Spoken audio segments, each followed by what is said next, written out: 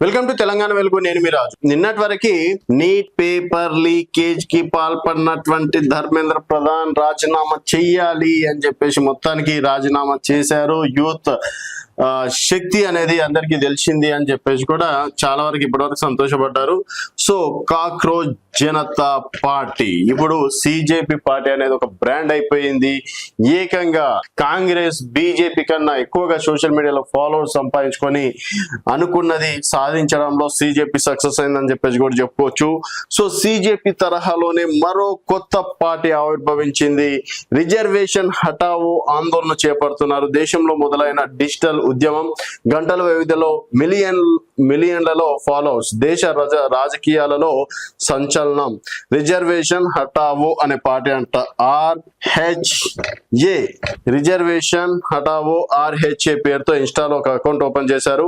అజిత్ అనే వ్యక్తి RHA పేరుతో ఇన్స్టాగ్రామ్ ప్రారంభించగా అది తక్కువ కాలంలోనే లక్షల ఫాలోవర్స్ ఇప్పుడు దేశవ్యాప్తంగా హాట్ టాపిక్ గా మారింది. ఖాతాకు దాదాపుగా 4.2 మిలియన్స్ ఫాలోవర్స్ రావడం, ఇదంతా గంటల వ్యవధిలోనే జరగడం దేశవ్యాప్తంగా రిజర్వేషన్ల సరికొత్త చర్చ ప్రారంభానికి దారి తీసింది.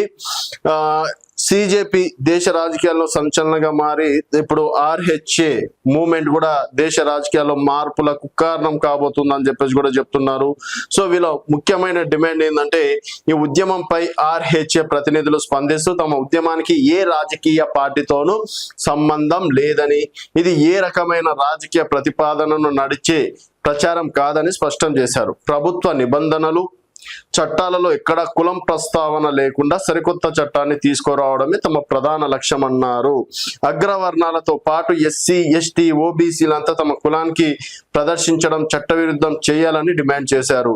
సాధారణ ప్రభుత్వం, విద్యా సంస్థల ప్రవేశాలు, ఉద్యోగ దరఖాస్తులో, ఇతర ప్రజా సంబంధిత ప్రక్రియలో ఏ పౌరుడు తన కులాన్ని వెల్లడించాల్సిన లేదా నమోదు చేయాల్సిన అవసరం ఉండొద్దని మొత్తంగా కులం రిజర్వేషన్లు తొలగించాలని డిమాండ్ చేస్తున్నారు. ఇప్పటి వరకు మనకు సిజేపీ ఏంది, నీట్ కి సంబంధించి, RHA ఏంది, కులాల రిజర్వేషన్లు.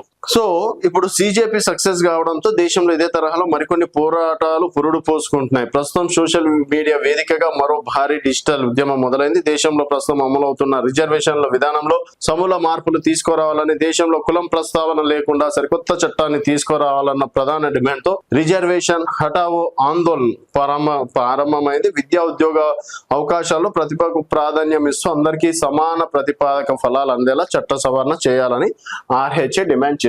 బట్ RHA చేస్తుంది కొంతవరకు ఒక 10% న్యాయమైన డిమాండే. ఎందుకంటే కొన్ని చోట్ల ఎగ్జాంపుల్ ఇప్పుడు మెడికల్ వైద్య వృత్తి ఉంది, అందుట్లో ప్రతిభావంతులకు అవకాశం ఇస్తే డెఫినెట్ గా హాస్పిటల్ సక్సెస్ అవుతుంది, రోగి బ్రతికే అవకాశం ఉంటది. తర్వాత వైద్య రంగానికి ఒక పేరు తెచ్చిన వాళ్ళు అవుతారు. రక్షణ రంగంలో కావచ్చు, ఇట్లాంటి కొన్ని చోట్ల RHAని సపోర్ట్ చేయొచ్చు. బట్ కొన్ని చోట్లలో మాత్రం, ఎందుకంటే ఇప్పటికీ SC, STలు చాలా చోట్ల విద్యకి దూరమై, ఉద్యోగాలకి దూరమై, ప్రపంచానికి సంబంధం లేకుండా బ్రతికేటోళ్ళు ఇప్పటికీ చాలా మంది ఉన్నారు. ఎగ్జాంపుల్ ఒక SC రిజర్వేషన్ అంటే SCకి సంబంధించి చూసుకుందాం. అందులో 10 మంది ఉన్నతంగా సెటిల్ అయి ఉంటే దాదాపు ఒక 50 మంది ఇంకా పేదవారిగా బ్రతుకుతున్నారు. తర్వాత బీసీలలో ఇంకా అణగారిన కులాలు చాలా వరకు ఉన్నాయి. STలలో చాలా వరకు ఇంకా విద్యకి నోచుకోక, ఉద్యోగానికి నోచుకోక చాలా వరకు ఇబ్బందులు పడుతున్న వాళ్ళు ఉన్నారు. సో 70 సంవత్సరాల్లో ప్రతి ఒక్కరికి కులం అనేది ఒక ఎమోషనల్. అలాంటి కులాన్ని తీసేయాలి అని చెప్పేసి RHA చేసినటువంటి డిమాండ్ మాత్రం ఇప్పుడున్నటువంటి పరిస్థితిలో సక్సెస్ కాకపోవచ్చు. కాకపోతే వీళ్ళు చేసినటువంటి డిమాండ్ ఏంటంటే సిజేపీ అనేది నీట్ కి సంబంధించింది. దాదాపుగా 20 లక్షల మంది విద్యార్థుల తరఫున వాళ్ళు ఫైట్ చేశారు. అందులో కొంతమంది విద్యార్థులు కూడా పాల్గొన్నారు, కొంతమంది వేరే శక్తులు కూడా పాల్గొనడం. తర్వాత ఇదంతా జరిగింది, సరే అధ్యాయం ముగిసింది. బట్ RHA అనేది అంత ఈజీగా సక్సెస్ కాదు. సోషల్ మీడియాలో వచ్చినంత మాత్రాన ఇది ఏదో ఇప్పుడు ఎందుకంటే దేశ రాజకీయాలు అనేది కులాలతో సంబంధించినవి, కులాల ఓట్ బ్యాంక్ మీద ఆధారపడ్డాయి.